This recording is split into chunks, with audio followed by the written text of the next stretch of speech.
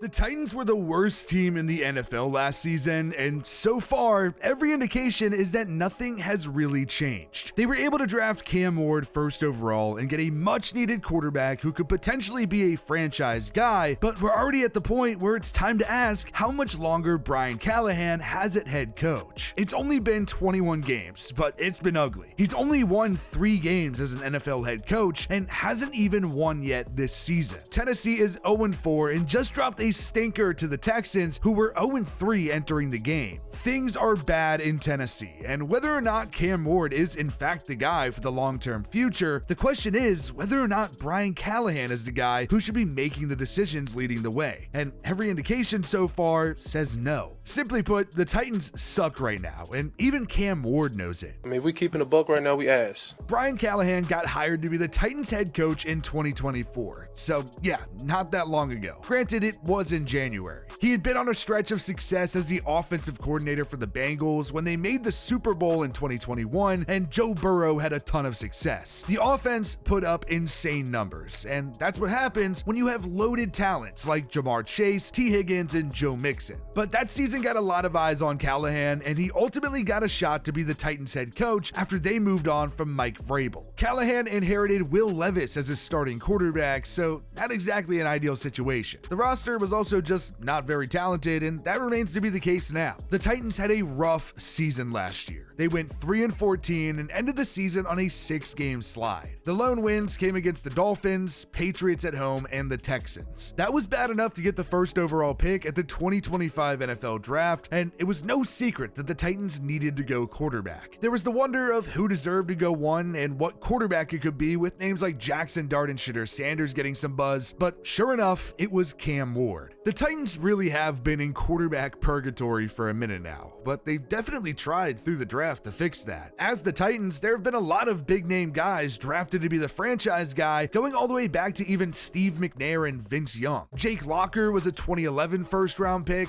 but he didn't last. Marcus Mariota went 2nd overall, and he wasn't the answer, only for Ryan Tannehill to come in and take over and lead Tennessee to an AFC championship game. Then the Titans drafted Malik Willis in 2022 in the 3rd round, and he was a guy who was expected to be in the 1st round but wasn't. He fell all the way down the draft board and only got 3 starts with the Titans and threw 3 picks without a single touchdown. And then the Titans did it again, taking Will Levis in the 2nd round in 2023 after he was mostly expected to be a 1st round pick too. But unlike Willis, he really did get a chance to be the guy. He started 9 games as a rookie and actually wasn't too terrible that year. He had 8 touchdowns to 4 picks and rushed for a touchdown. So he returned to be the starter in 2024, and he was terrible. He had some viral, funny, bad, hilarious highlight plays during that season that made one thing very clear: the Titans had to move on. He had 13 touchdowns to 12 interceptions, and honestly, it's shocking that the numbers were even that good. Levis was not the guy for the Titans, but he did get them to the 1st overall pick, and that led to them getting a shot to draft Cam Ward.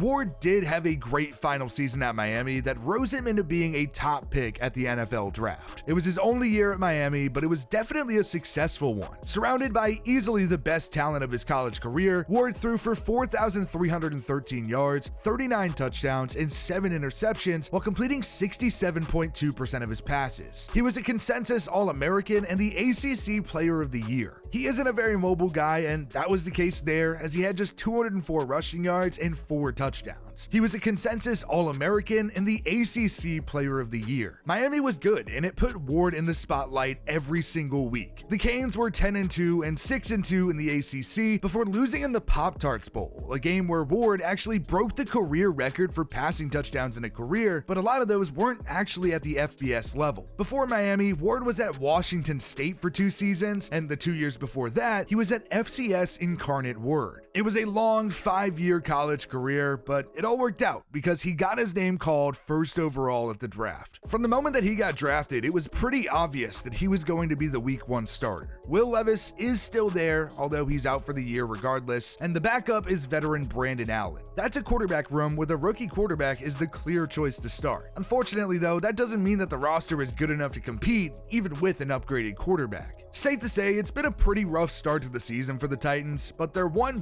one-score loss was actually in Week 1 against the Broncos. Denver is a tough spot for an NFL debut, but Ward did show some flashes. Still, his line wasn't exactly impressive. He went 12 of 28 for 112 yards and had a 9.3 QBR. There were some good moments, but yeah, he was a rookie in his first start. The Titans failed to score a touchdown, and it was 4 Joey Sly field goals that led the way to a 20-12 loss for the Titans. Somehow though, Tennessee was up decently late in the third quarter, but then the Broncos just woke up. Then Cam Ward's home opener came against the Rams, which are also a really talented team. He did throw his first NFL touchdown in the matchup, and as far as first NFL touchdowns go, that one was insane, and also something he should probably never do again. Down in the red zone, Ward gets pressured and gets away and makes a crazy throw on the run across his body back to the other side of the field to Alec Iomanner. It's just an awesome play and also an insanely dangerous play, but it's a sick first touchdown nonetheless. The Titans managed to lead 13-10 at halftime, but the Rams then got going and won 33-19 pretty convincingly. Ward finished 19 of 33 for 175 yards and a touchdown. The Titans then hosted the Colts in Week 3, their first divisional game, and Cam Ward did throw his first interception, and it was definitely costly. Ward was due for a mistake, and it was really ugly. He just kind of floats one up, and it was an easy pick for Kenny Moore, and he took it the distance for a pick 6. So it was bad, but he did rebound a bit afterwards. The Titans got beat 41-20, and Ward threw another touchdown in the matchup, hitting Iomanner on 4th and goal. Ward went 23 of 38 for 219 yards in the matchup. Even with how bad and up and down the Titans season was going, Week 4 was absolutely rock bottom, and it makes you wonder where you go from here. The Texans were 0-3 coming into the game, just like Tennessee, and the Titans just got embarrassed. They got shut out and dominated 26-0. Ward was 10 of 26 for 108 yards and a pick. Not sure if the interception is one to blame on Ward really. It's a throw to Iomanner and it gets deflected before Derek Stingley picks it off. It was an ugly game all around, and it does make you start to wonder of when Brain Callahan gets fired or just how long he can last at this point. Everything is going super poorly for the Titans right now. And even if Cam Ward is showing some promise and the potential to be the franchise quarterback, it's easier said than done with the guys around him. Cam Ward, through 4 games, has thrown for 614 yards, 2 touchdowns, and 2 picks. He's completed 51.2% of his passes, and he's rushed 9 times for 42 yards. It's definitely not been the best passing display, but it feels even worse when you look at some of the receiving numbers. The top receiver so far is Alec Iomanner, who has 12 catches for 151 yards on only 2 receiving touchdowns. Then Calvin Ridley, who is somehow rumored to be ready to break out every year for no reason, has 10 catches for 141 yards. Then tight end Chigo Okonkwo is the only other guy with over 100 yards receiving with 124 on 13 catches. 4th round rookie Gunnar Helm has 7 for 64, Tyler Lockett has 6 for 46, and Tony Pollard has 6 for 55. Pollard is the clear top rusher, and Ward is actually second. Pollard has rushed 68 times for 261 yards and a touchdown. He's really had to carry the load early on too, with Tyjae Spears being out on IR because of an ankle injury, but luckily he'll be back soon. The offense has clearly been an issue, and you'd think Brain Callahan would be a good fit for Cam Ward, considering, he was a quarterback's coach, but it's just not working. Even then, it's still early, but at some point, he's going to get the boot, and I wouldn't be surprised if it was soon. But at the end of the day, all that matters for the future now is Cam Ward.